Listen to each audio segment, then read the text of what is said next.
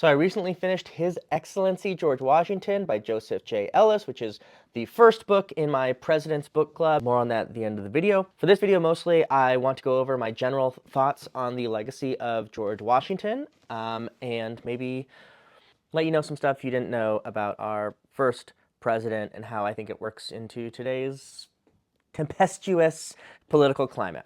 So the interesting thing about George Washington is his legacy has absolutely endured.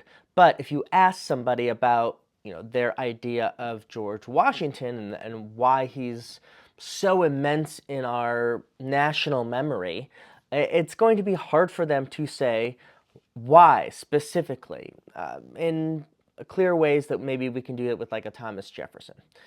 And I think one of the reasons for that is that really George Washington wasn't a genius in any particular way.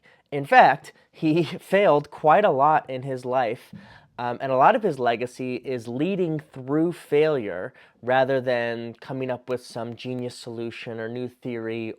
Couple of examples. So probably his most noteworthy accomplishment is that he was the commander-in-chief during the American Revolution. He led the Continental Army.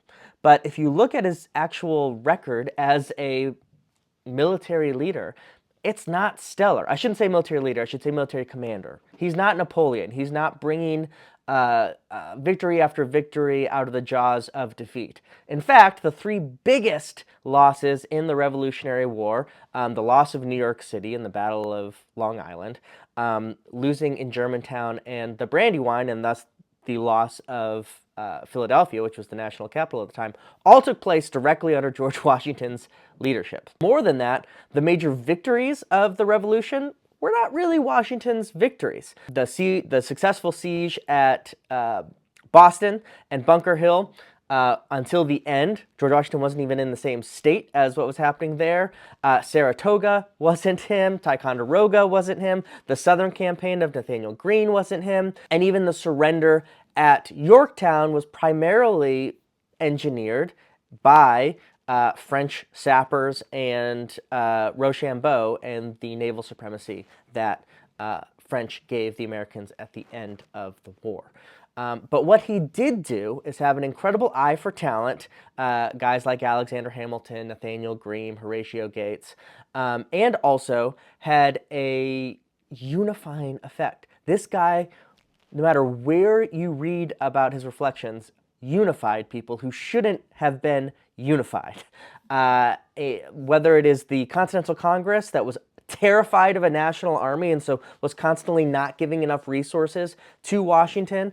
And then on the other side, his officers, many of whom thought he should be a little bit more like Oliver Cromwell or Julius Caesar and force the Congress to give resources. Washington really paved this middle road. And that's really his second largest accomplishment we have, is that he was the chair of the Constitutional Convention. He didn't write any of the Constitution. He didn't even include any major revisions to the Constitution or any intellectual discussion at that convention, but he moderated it. He moderated through and allowed that Constitution to be birthed. And in fact, the same thing happened in his first presidency. He didn't do a lot of really aggressive policy. In fact, left that a lot to his secretaries of War, Commerce, and State.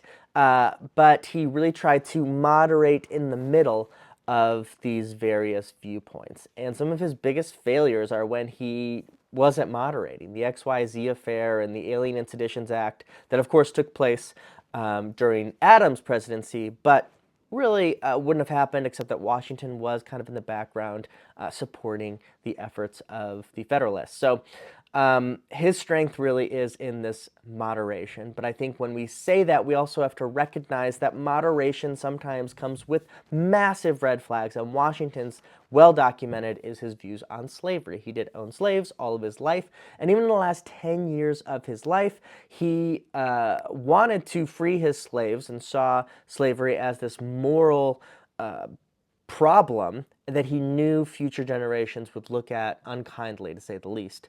But he couldn't find a way out of his current circumstances to rise above and free his slaves during his life. He eventually frees them in his will and testament, which is both, in that time, sort of courageous, I guess, but also cowardly as we look back on it, that he didn't do it during his life when he wouldn't have benefited at all from it.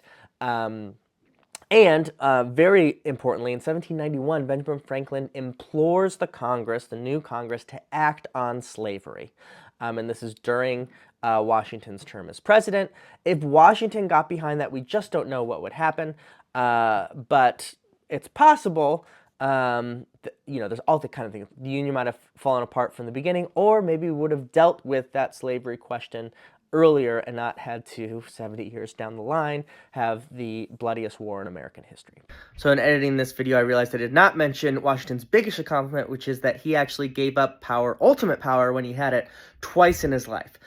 First, when he had an army at his back after the surrender, and he could have turned himself into a king. He could have pulled an Oliver Cromwell or Julius Caesar or what Napoleon was going to do in about 10 to 20 years. But he didn't. He gave up his command at Annapolis of the army, and he allowed the regular course of governance to take place. Obviously, the second one is also when he left office after his second term as president, setting the stage for peaceful transitions of power, for the most part, through most of U.S. history. Those two are huge accomplishments that many, many, many men and women have failed at on the global scale and also in miniature scale in our lives. So that has to be mentioned when talking about Washington and his virtues. What I look at George Washington and my reflections on his life and legacy after reading this book is that it is a virtue to try to find a middle ground and to really believe in moderating between different factions. And that is a good way of governing, with the caveat that that must be a means to an end, a means to a better end. The idea of being in the middle is a means. It's not an end into itself, which so often in our modern political discussion, it is the end. We just have to find the middle, and that'll be good wherever it is at. And I think when we have that as a goal, we can have huge blind spots that cause us to really make horrible decisions, such as Washington around slavery, and then, of course, things like the XYZ affair. And we can talk about other instances where maybe his moderation was not a virtue but a vice. For now, as someone who is a young politician who is entering into a session in the Minnesota House that is going to be equally divided, 67-67, between Republicans and Democrats, learning about maybe the heights of moderation that were never quite reached again of Washington, I think was really, really helpful. So if you're not following me, I am doing a President's Book Club where I'm reading one biography on every U.S. president during Trump's second presidency. You can follow along with me here on this TikTok. I started a Substack. I have an article that basically says a lot of these things that I said here, there, and maybe some other random facts I drop on there. Please follow that Substack as well. Or you can follow me on Blue Sky and a couple other things. But I'm currently both reading a book on John Adams and Thomas Jefferson currently, so we should have more videos out soon. Thank you, and I guess Happy New Year.